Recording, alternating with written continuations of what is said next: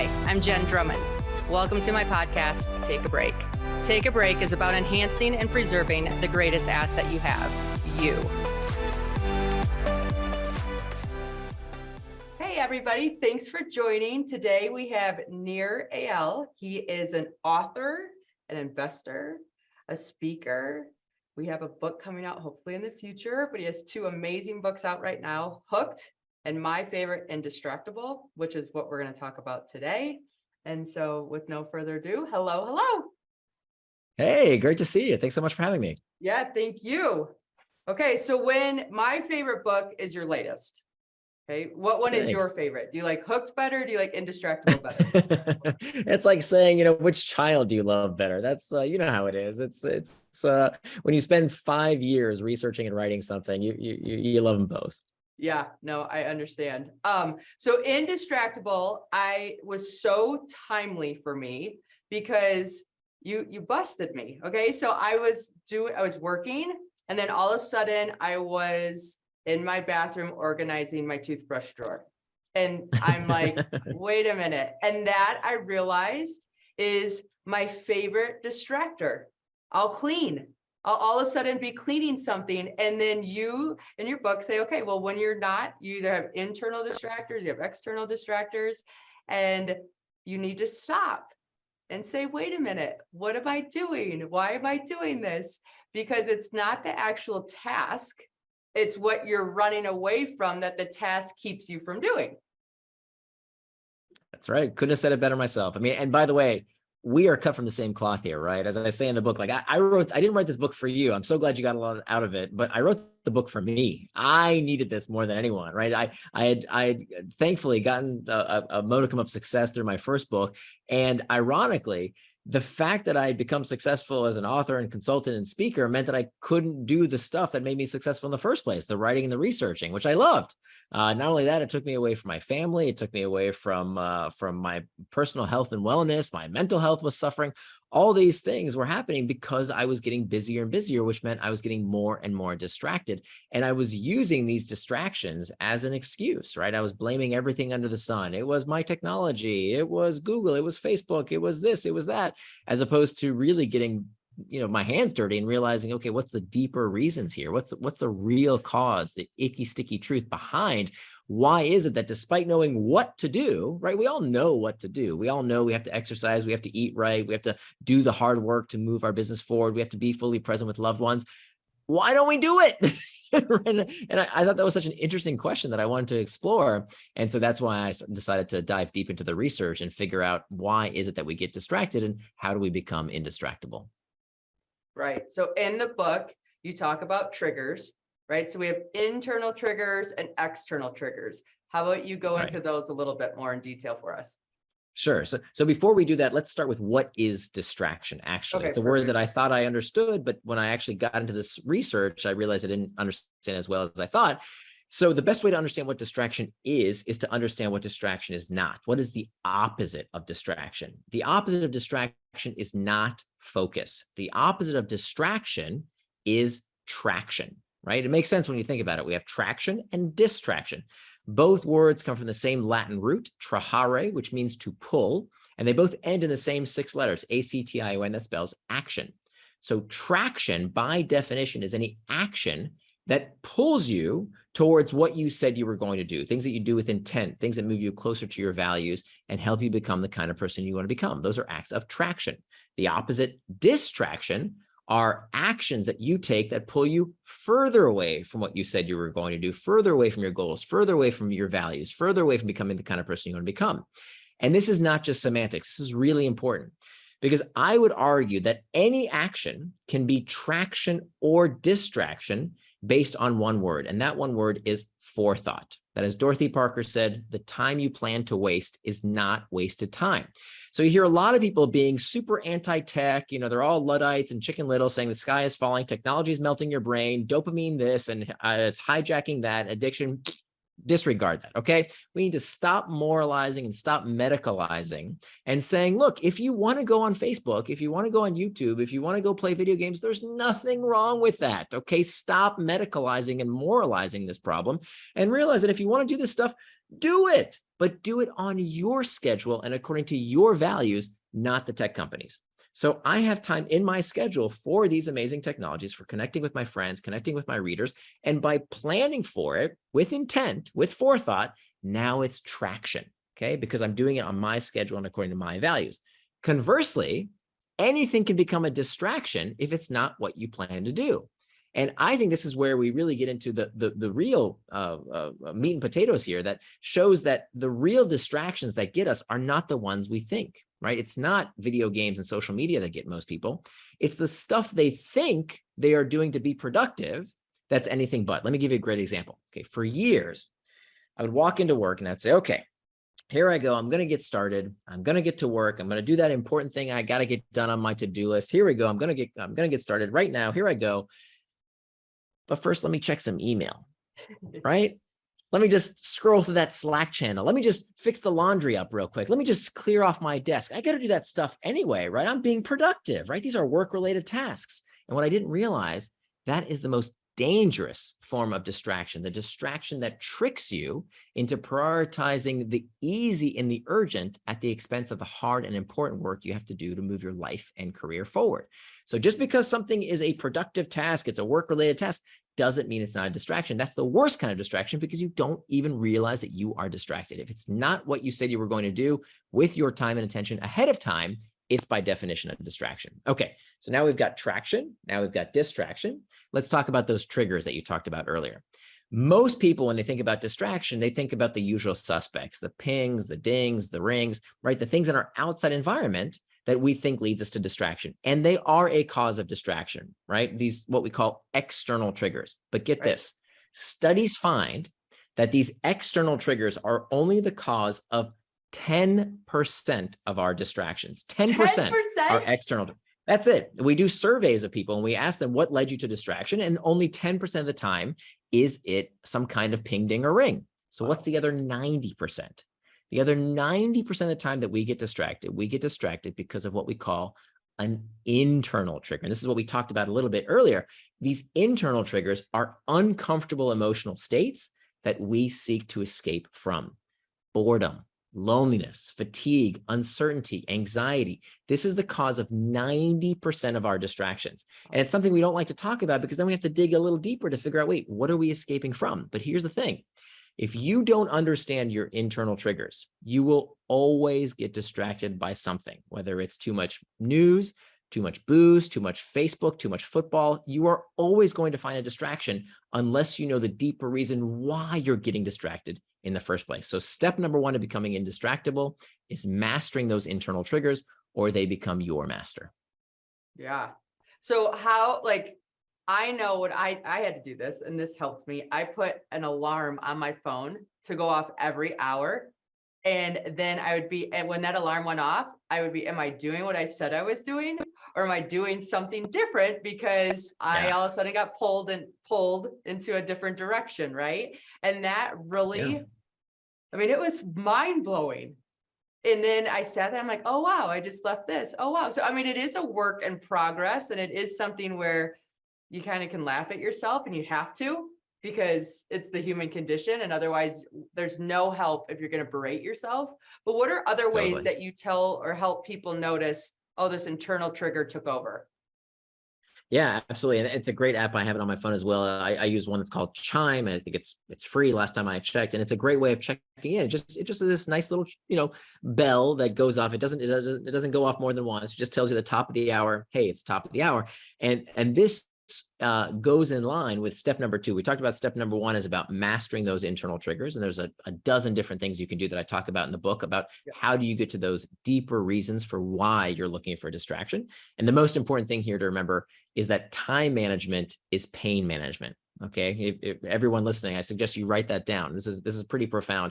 Time management is pain management. By the way, I would add weight management is pain management. Money management is pain management, because all human behavior is driven by a desire to escape discomfort. All human behavior. We used to think it was about carrots and sticks, rewards and punishment.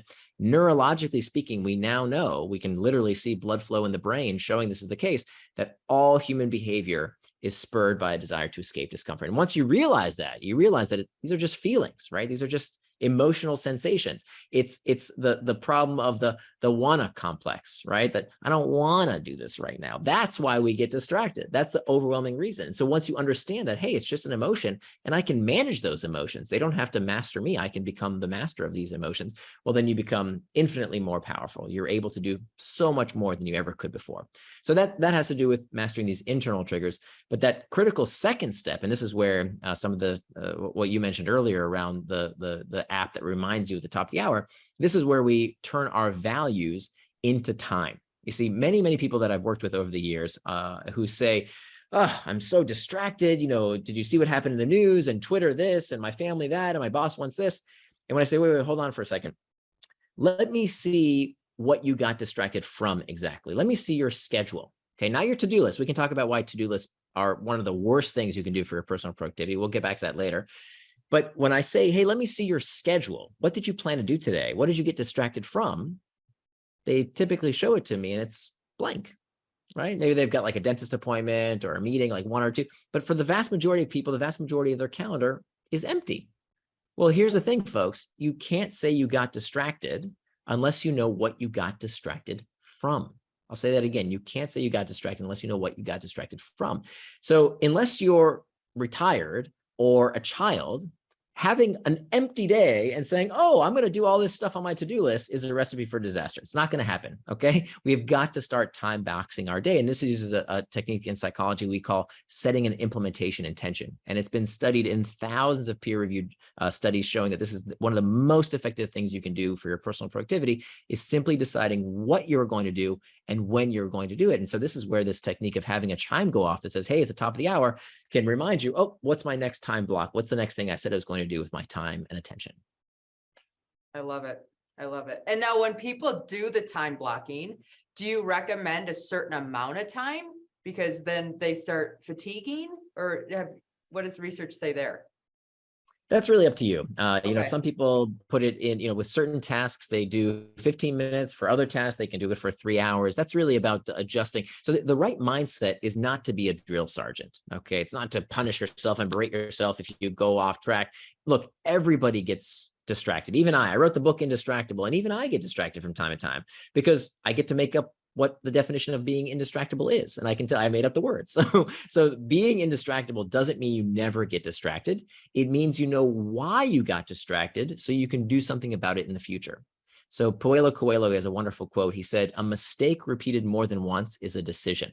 I'll say that again. A mistake repeated more than once is a decision. How many times can we complain about the same thing distracting us? Oh, the TV, the news, Twitter, Facebook. Okay, we got it. These things want your attention. Of course they do. That's their business model. Right. And now what? What are you going to do about it? Are you going to sit there and complain about it, or are you going to do something about it? So a distractible person chooses to be distracted because they're not doing anything about it. They're continuing to make the same mistakes. An indistractable person says, I see what you did there, distraction, and I'm not going to let it happen again. I'm going to take steps today to prevent getting distracted again tomorrow. So it's about it's not being a drill sergeant. It's about being a scientist. A scientist makes a hypothesis, they run an experiment, they see the results, and then they do this whole process again. They make more hypotheses, and run more experiments. So what you're going to do for that weekly schedule, this weekly time box schedule, is you're going to fill your day according to your values. You're literally going to turn your values into time. And then you're going to make adjustments. So every week I have time on my calendar where I look for the week ahead, and I make small adjustments. And I say, you know what? I need a bit more time for writing, or I want some more time with my family, or less meeting time, or whatever it is. And I adjust that calendar for the week ahead. And my job is to make it an easier schedule to follow based on various factors in my life. What I want more, what I want less of, maybe working on a task for this long is too much or too little. I can adjust that accordingly. The important thing is once that calendar is set for that day, you must follow it. Okay, you can't change the schedule in the day, but you can change it tomorrow. You can change it for next week. You can do whatever you want for the future, because again, it's about intent. It's about forethought. So the time you plan to waste is not wasted time. You can make changes today to prevent getting distracted tomorrow. Right. And so I work on my calendar on Sundays, and I learned this from you, I'm quite sure, that I book my time in first.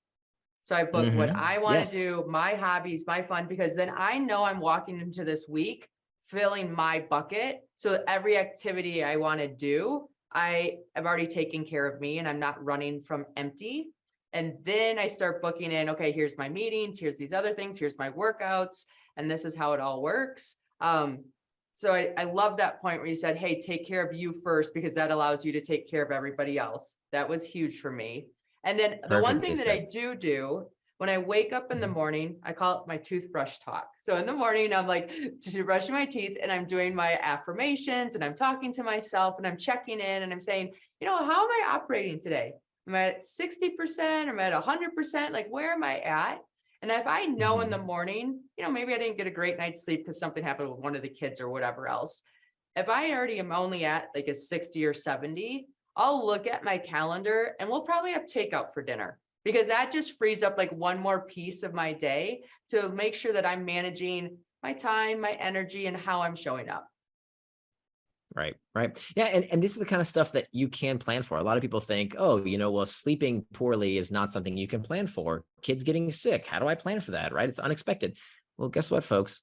You could probably predict that once in a while, the kids are going to get sick, right? That sometimes you're going to have a bad night's sleep. So by knowing that kind of stuff, right? If it's truly, oh my God, a freak tornado hit my house. Okay, fine. You get a pass, right? If it's truly a crisis, meaning it's something that you could not have expected that requires immediate attention, you get a pass. That's a 1 in a million type event. But for everything else, we can plan for this stuff. We can have contingencies. We can give ourselves buffer time, knowing that this stuff comes up from time to time. Yeah. And that's part of the planning piece, right? That keeps you in the proactive space of it all, because I can be, I want to go do an outdoor hike today, but if things get cramped, I have another backup plan indoors that's on a treadmill that gets that same workout done, maybe in less time, a little less fun, but it still gets the same thing accomplished. And so just knowing when you're planning, okay, here's choice A, but I also have B and C in backup if A can't actually come to fruition like I had hoped. Yes. And this brings up such a great point in that if you are too rigid on every individual task, it can sometimes lead to what's called psychological reactance. Reactance is this tendency that we have when we are told what to do, we want to rebel. So if you've ever been micromanaged by a boss, or your mom or dad told you when you were a kid to put on a raincoat, right? And you say to yourself, don't tell me what to do, right? That's psychological reactance. Now, here's how crazy the human brain is. We will elicit psychological reactance even when we are telling ourselves what to do. Right? How messed up is that? But that's absolutely true. So what you're doing is essentially disarming psychological reactance, because you're saying, look, in order to live according to my values, the first value being taking care of yourself. As you mentioned, if you can't take care of yourself, you can't take care of others, you can't make the world a better place.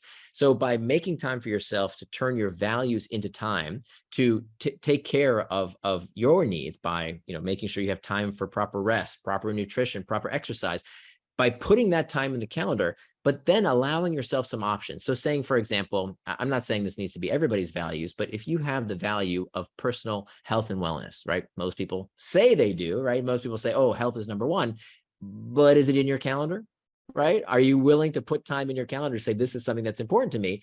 As long as you have that time and say, look, I think the right amount of time for me to spend exercising, for example, is 1 hour per day. By the way, I'm not saying how much time you should spend. It's your life. You can decide.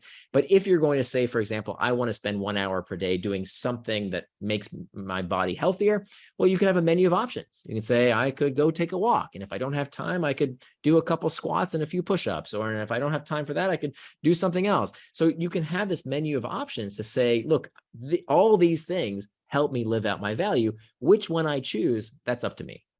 Right. Now talk about the to-do list, because I love this piece, because I think it's very educational and helpful. Absolutely. Okay. So why is the to-do list one of the worst things you can do for your personal productivity? Okay, let's dive in. All right. First, a to-do list has no constraints. Okay. So when you have this list of to-dos that you just add more and more and more and more to, right, your list becomes a mile long. And the problem with this, there's a few problems with this. One of the problems is that you get home from work, you look at this things you still haven't done, right? That you promised yourself you would do, and you didn't get time for, even though you felt like you work like crazy, you're exhausted, you just want to come home and relax. You're thinking, gosh, I still have all these things on my to-do list, these things I didn't get done. And what does that say about me? Loser, right? And day after day, week after week, month after month, if you have this list of things that reinforce to you that you didn't keep your word to yourself, you start believing this stupidity you hear people saying, like, oh, I'm no good at time management, or maybe it's because I'm a Sagittarius, or, I probably have undiagnosed ADHD. No, it's not that you're broken in some way. It's that this technique is broken. Because if you have no constraint, if you just add more and more and more and more to your to-do list, those things have no time assigned for when they get done. So it's not that putting things on a piece of paper or in an app is a bad thing. It's that people don't finish the process, right? The process needs to be to go from your to-do list onto your schedule, to time box those things. Why? Because a time box schedule has a constraint. We all have the same 24 hours in a day. So whereas a to-do list you can always add more to, because of the constraint of a calendar, it forces you to prioritize. It forces you to realize you cannot do it all. You can't do it all. You have to make a trade-off between being fully present with your kids, your family, or working real hard on a professional endeavor or exercising or whatever. You have to start making these trade-offs.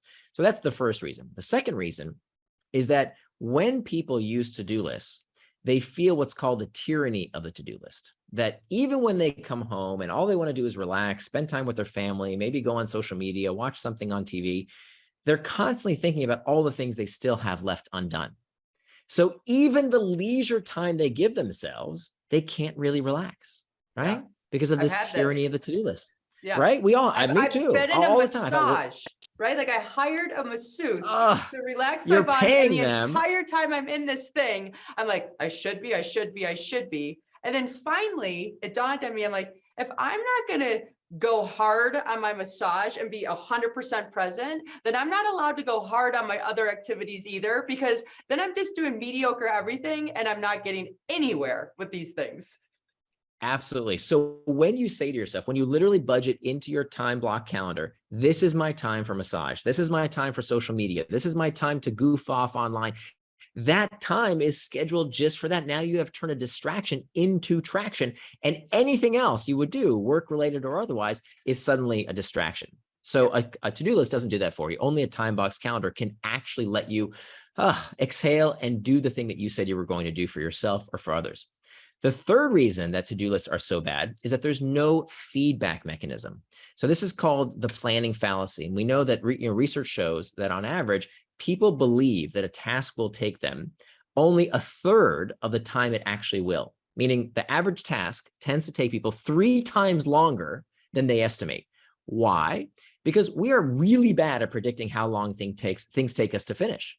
So you can put all kinds of tasks on your to-do list, but without budgeting for that time, there's no feedback mechanism. So here's what I want folks to do. Stop measuring yourself by how many cute little boxes you checked off on your to-do list. That is the wrong metric of success. The right metric of success is, did I do what I said I was going to do for as long as I said I would without distraction? Notice I didn't say, did I finish? It doesn't matter if you finish. The only thing you need to be aware of is, did I do what I said I was going to do for as long as I said I would without distraction? Here's the kicker.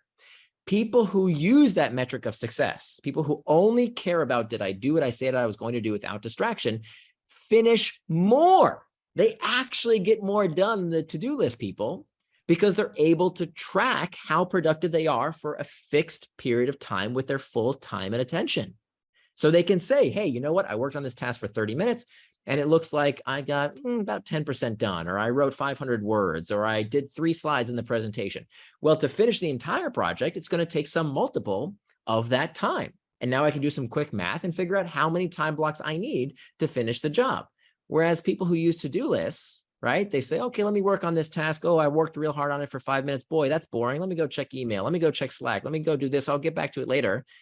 And they never get it done. And they never know how long a task actually takes them to finish, because there's no feedback mechanism. So I've convinced you why to-do lists suck, and you need to use a time box calendar. Well, and here, let me add like another benefit to the time box calendar piece, okay? Because this is what it did for me. I have this to-do list that's always running, that's always getting things added, blah, blah, blah, blah, blah, blah, blah. Well, then when you have to put it into a calendar, you start looking at what's on your to-do list a little bit more in depth. And then when you have to give it 30 minutes or 15 minutes or 45 minutes of your limited precious time, all of a sudden you're thinking, maybe that should be delegated to somebody else because my Amen. time is more valuable than that, right?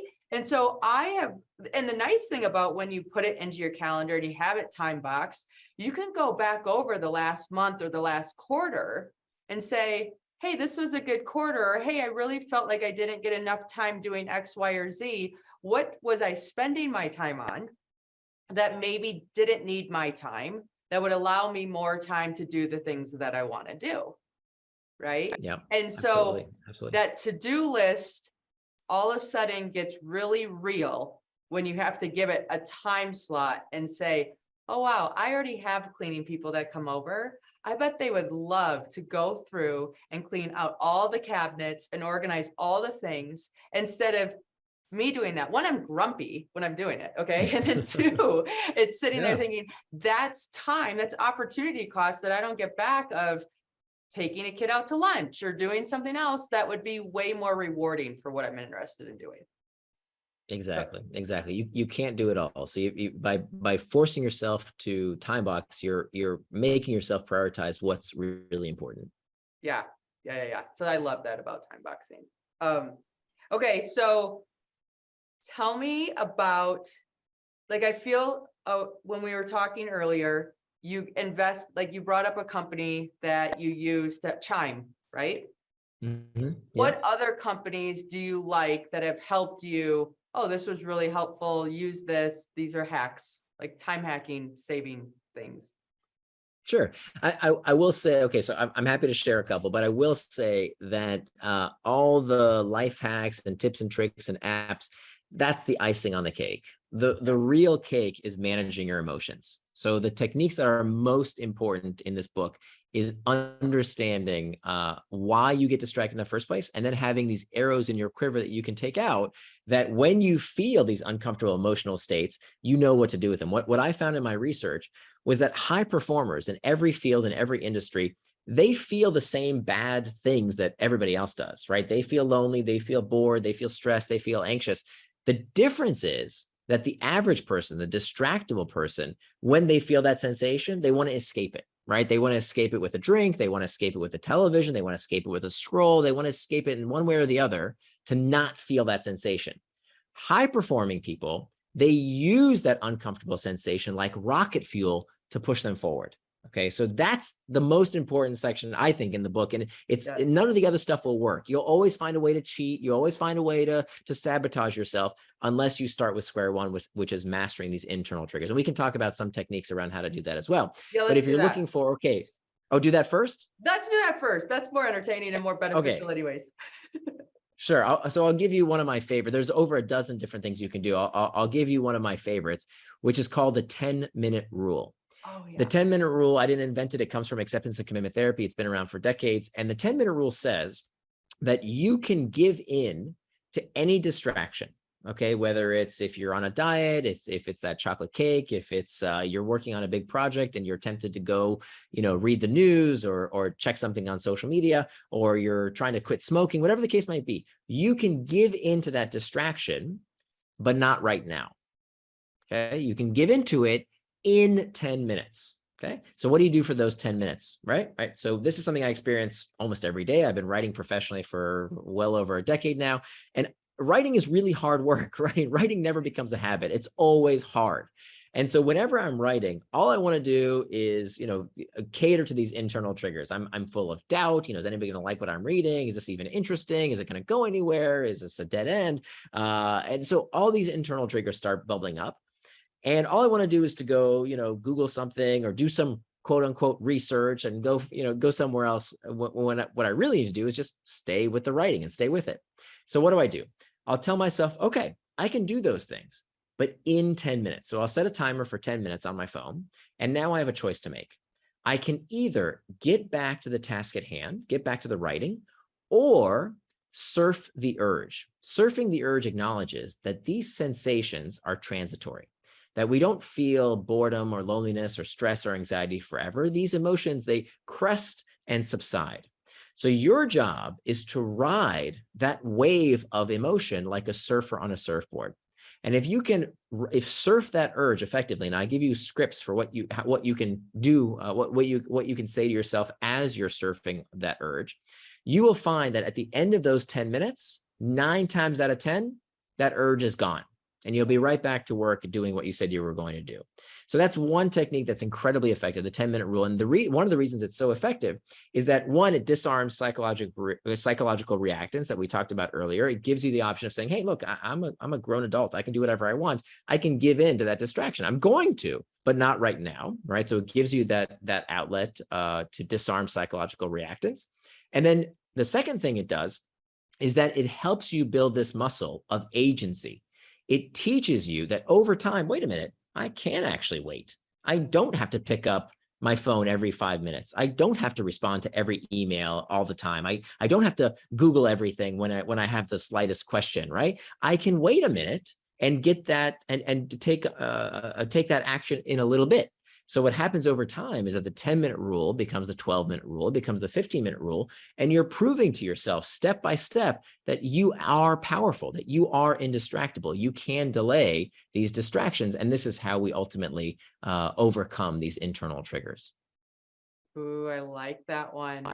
That's so good. And I think if we dial it into anything we're doing, right, we can see how things are so temporary, even though when they grab our attention, they feel so urgent and overcoming. When I run and I do an out and back run, it's always fascinating to me to like come back past the house and realize, holy cow, I'm in a whole different thought process. Or it's so funny that my mind can change this many times when you go out the same path that you went. And then you're like, when any time you're sitting at your desk or doing another activity, you have that memory of, oh, on my run, this flows out of me. So it's going to flow out of me here too, unless I decide to lock and load on whatever's coming into my brain at the moment.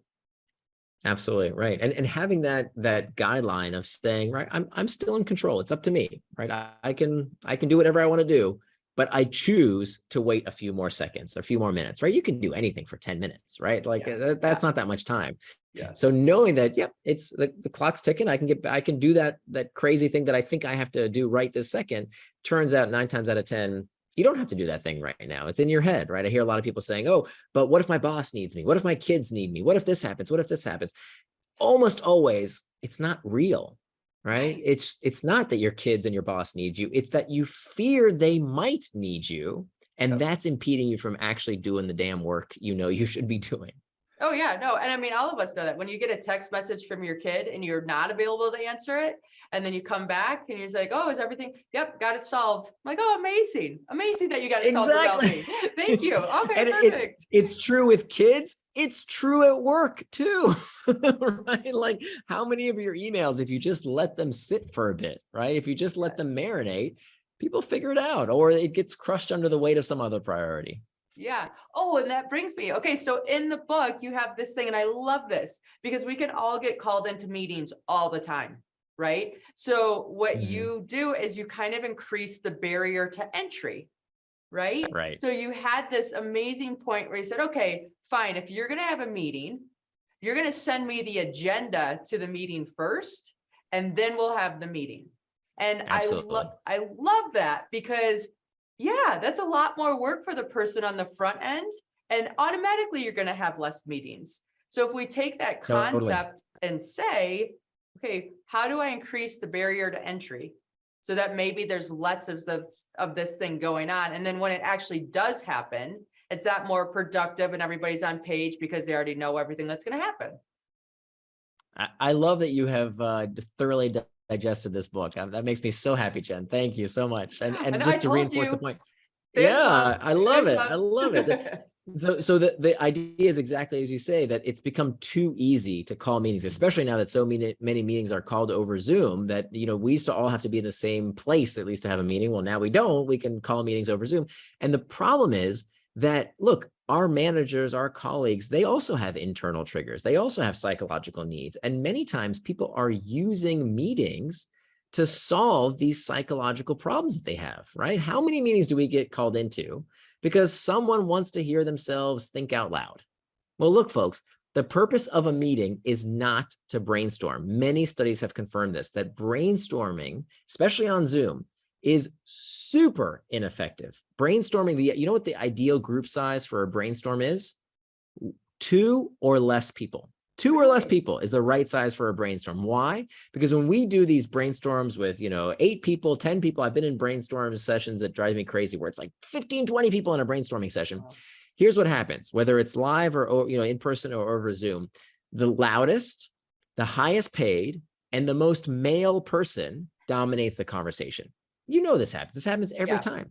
Right. So the right way to brainstorm is for the stakeholder, the person who wants to spend everyone's time, which is very expensive if you think about it on an hourly basis. Their job is to say, hey, here's the question I'd like you to think about. Come back to me with your thoughts and insights and your suggestions. I will then synthesize them into a working document. This is something I learned from Amazon. They make this written document. If you're going to call a meeting, you have to do your homework, realizing that the purpose of a meeting, there's only one purpose for a business meeting. We're not talking about socializing. That's a different thing. Yep. The one purpose of a business meeting is not for brainstorming. The purpose of a business meeting is to gain consensus. That's it. Gain consensus. Circulating information, that doesn't need to be done in a meeting. Send in a goddamn email, right? Brainstorming doesn't need to happen together. Do it on your own and send me your thoughts. Gaining consensus is the purpose of a meeting. So what does the stakeholder, the person who called the meeting, need to do? They have to circulate an agenda. Okay, that's something we learn in like 9th grade student council. You have no agenda, no meeting. And second, you circulate a document that shows your recommended course of action. And then we get together, and now it's your turn to poke holes in the argument, to maybe tell me facts I didn't think about, tell me where I might be missing something, gain consensus, and go. Let's do it. So by understanding what the purpose of the meeting is and making that requirement to increase this friction by making a meeting, no meeting, no agenda, no meeting, and circulating this briefing document, this is how you can have much more productive meetings, and more importantly, have less of the bad meetings that are so distracting. Right, right. And meetings don't need to be an hour. Okay, let's just start there. Meetings do not need to be an hour. Also true. That's all I have there. Yeah, okay. Exactly. And again, we're not talking about socializing, right? Socializing all you want. That's great, but that's not a business meeting. That's a social engagement. Right. Okay, so do you still use FocusMate? Which we'll have to back into. I do. Okay, so tell about FocusMate because I love this thing. This is awesome. I love FocusMate. Yeah, I love it so much. I actually invested in the company. I became an investor. So FocusMate is kind of like chat roulette, but without all the nasty bits. Okay. So the way it works is essentially this uses the 4th step of becoming indistractable, which is making a pact. And a pact is a pre-commitment. It's a promise that you're making with yourself or with someone else that keeps you in to the task at hand, doesn't let you get distracted by making this promise in advance. So the way FocusMate works is that you go on FocusMate, you sign up for a particular time that you are going to do focus work, and you are connected with another person somewhere in the world who has the same objective. You show up at that time, you say, hello, my name's Nir. What's your name? Okay, good. Takes about 30 seconds. What are you working on? Go. And then for that period of time, all you have to do is do your work without distraction.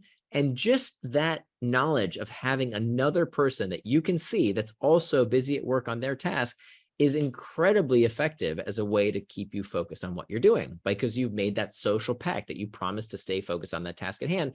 Seems silly. It seems like it wouldn't work. It's incredibly effective. Primarily, it's not just about the work you do during the session. Where it really shines is that, many people, myself included, we have trouble getting started, right? So we know we want to do that big project first thing in the morning, but let me just have that cup of coffee for a few more minutes, or let me just clean up, or let me just look at email for a few more minutes. I'll get started in just a bit. Well, by setting a time and a place for that FocusMate session, 8 a.m., I'm going to be at my desk, here I go. You have to be there, or else you're going to get a bad review on the site. So by making that commitment, by making that pre-commitment, if you don't show up, you're going to have a bad reputation on the site. You might be kicked off, you might be banned. So it's a great incentive to make sure you show up when you say you will. Oh, I love that. Okay. And I mean, it's like having an accountability partner, because I'll go on hikes and they have to be long, right? Because I'm training for big mountains that take days to climb. And when you're on a hike by yourself after so many hours, it's easy to be, I think I'm done. I got the basis. We're good. I can turn around. And so I have to tell my kids, okay, I'm climbing this peak. I'll take a picture at the top. I'll come home and I'll tell you all about it, because just having that pact, that communication, that like there has to be me almost dying for me to be able to come home and say, oh, just kidding, I didn't climb to the top, right? I mean, you can't tell your kids that because you're their example. So I use them for that. And then on the pact thing, just sharing other hacks that I've hacked from you that I've added onto, as I put a bedtime in place. I'm an adult that has a bedtime because we all need one. I love it. I know I have to have it because I know that I function best when I have at least 7 hours of sleep, and I will doomsday scroll. And that's when I'll doomsday scroll, is at bedtime, right? Because I'm like, oh, this is funny, or this is cute, or oh, look at that cat doing some weird thing. And so if I have a stop time, which is typically 10 p.m., then I know that, hey, I can scroll, but when 10 comes, I have to stop because that's the agreement I have. And that sets up my entire next day. Yes, I love it. And I actually took it a step further. So I have an internet router that shuts off my internet at that time. Right. So now it's become a routine. Everybody in my household knows, oh, it's almost 10 o'clock. The internet's going to shut off. Quick, close everything up, because they know, hey, 10 p.m. rolls around and the internet's going to turn off. So that's a great way of making a pact. Right now, could I turn the internet back on? Of course I could, right? But now I got to fiddle with this thing, figure out how to change the settings. So the idea here is to add friction, to add effort in between you and the distraction that you don't want to happen. And so that's an example of what's called an effort pact. You can also have different kinds of pacts. For example, a money pact where there's some kind of price that you have to pay if you don't do the task at hand. So for example, when I had worked on this book, it took me 5 years to write Indistractable, mostly because for the first 4 years, I kept getting distracted, right? I wrote this book for me. So it wasn't until I figured out what worked and what didn't that I could really put these practices to use. Well, after about 4 years of this, I read this research about how valuable and these pacts can be. And so I decided to put this to work. I went to my friend Mark and I told Mark, if I don't finish this manuscript by January 1st, I am going to give you $10,000. And I shook his hand and I promised, well, there were witnesses, that I would give him $10,000 if I didn't finish my manuscript. Now, do you think I gave him the $10,000? Of course I didn't. I finished my stupid manuscript, right? Because there's no way I was going to give him that $10,000. So the same way as you say that, you have to get to that peak because your kids are expecting you. And it's amazing. I work with so many people who say, I just can't seem to get the motivation to do this task. And I said, well, let me ask you something. If you had to pay me $10,000, if you didn't finish this task, if you didn't work out, if you didn't, finish that big presentation, if you didn't make your sales call, if you had to pay me whatever sum of money that would hurt, would you do it? Yeah, I guess I would. Well, okay, we've established you can do it. Now we're just negotiating the price. So pacts can be incredibly effective. The only disclaimer here and this is really important, I want people to hear this, you can't do this first. Sometimes people will hear this technique and they'll jump straight to doing that. And that's a recipe for disaster, because you have to do the other 3 steps first. You have to first master your internal triggers. You have to make time for traction. You have to hack back the external triggers. The 4th and final step is preventing distraction with pacts. And after you've done the first 3, that's the right time to do this. Because if you do it first without the necessary skills, it's like signing up for a marathon when you haven't even run a mile. You got to do this in order. Got it. And I have to ask, because I told my kids, okay, I have 5 boys and then 2 daughters. And my boys are like, he was going to burn $100 if he didn't work out. And I'm like, yeah, like to them, that's like unfathomable. So I had $100 bill out and I said, okay, if you don't get your homework done, mom's going to burn this. And they were all just in shock. And they said, well, wait a second. You said, if you don't do your homework, I'm going to burn $100. How does that work? Of your money or their money? Their money. I'm like, okay, listen, here's your $100. So we kind of, to back into this a little bit better, so here's some background. I just was done with the homework war. I'm done. It's not my education. It's your education. You need to be responsible for it. I'm not going to be a mom that's chasing you around angry that you're done with your homework. So I said, listen, homework is like your job. Okay. Your job right now is homework and understanding school and getting good grades, because that gives you options later.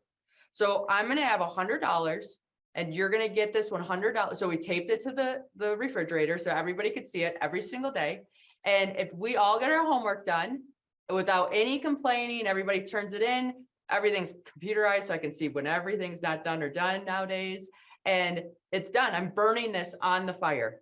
And they Wow. were like, part of them were tempted to see if I'd actually do it, right? And then part of them were like, I don't even want to risk that. I never get to see $100, right? Like everything's, Wow. even their allowance app is all done on an app, so they don't actually get to Yeah. see the exchange of money. And so Yeah. all of our homework got done with no problem whatsoever that week, right? And so then the Wow. next, we had our family meeting that we had, and we talked about the psychology of that and how that worked and blah, blah, blah, blah, blah.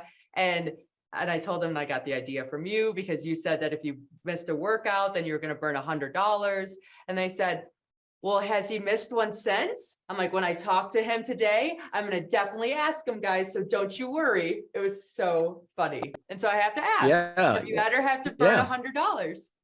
I have never had to burn the $100 because, as we mentioned earlier, I have this menu of different options. So typically it's go to the gym and do a proper workout. But hey, if I'm a little, if time is running a little short or I don't really feel like it, I can just do some push-ups. I can take a walk. I just have to do something physical every day. What I didn't want to happen was to keep kicking the can, because I've struggled with my weight for years and years. Today at 44, thank goodness I'm in the best shape of my life. But for years, I struggle with this. And so it was enough of a reminder every day to tell me that, hell no, I'm not going to burn that money. I'm going to do the damn push-ups, right? I'm going to do something right now to do something physical every single day. And it's something that has to be, easy enough to do that I really have no excuse. The excuse can't be, I don't feel like it. Right. It can't be, no, really, I really can't do it. For example, if I'm sick, I don't do it. Right. I wrote the rules and I allow myself not to have to do, a workout if I'm feeling sick. But these are the rules that I established. So that's my only critique around using this technique with your kids. Right. You want to get their buy-in. Yep. It might backfire if it's imposed. But yeah, for me, it's something I wanted. I knew I was capable of. There was never an excuse where I couldn't do it, and because I made it easy enough to do exactly what I say. So it takes out that equation of, don't be lazy. Just do the darn thing. That I know I have a price. It's just a matter of negotiating how much. Yeah. Well, we've in some book that I read, there's 1,440 minutes in a day. So we taped 1440 on the back door. So every time you exit the house, you saw 1440. And so I'm like, it's amazing what you can get done in 1 minute, my friends. Like how many sit-ups you can do in a minute, how many push-ups you can do in a minute. And when you start framing things into tiny enough sizes, all of a sudden everything's possible. Right. And that's all of our goals, right? We start with these big things, but then we break them down into bite-sized pieces and they can happen.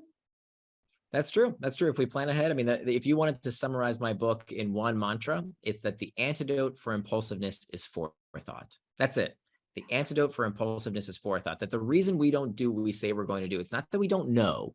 We all know. And if you don't know, Google it, right? The answers are all out there. We know what to do. We don't do it because of these impulses that get in our way, right? These emotions, these internal triggers that take us off track. But if we know about these internal triggers, if we know about these impulses, that we can manage that impulsiveness. How do we manage it? We think ahead. The antidote to impulsiveness is forethought. If you wait till the last minute, you're going to lose, right? If the cigarette is in your hand, you're going to smoke it. If the piece of chocolate cake is on the fork, you're going to eat it. If you sleep next to your cell phone every night, of course, it's going to be the first thing you reach for before you even say hello to your loved ones. So if you leave it to the last minute, they're going to get you. But if you plan ahead, right? If you know how you're going to spend your time, if you know what you're going to do when these distractions rear their ugly head, you can become indistractable. Yeah. It's so good. Okay, so listen, all the wonderful tips we heard today, how you laid everything out for us. The book has more. Like the book has so much more and examples and ideas and then ways that you can put it into your own life and become indistractable. I love it. Thank you so much for your time and sharing your stories. I really appreciate it. Thank you so much for having me.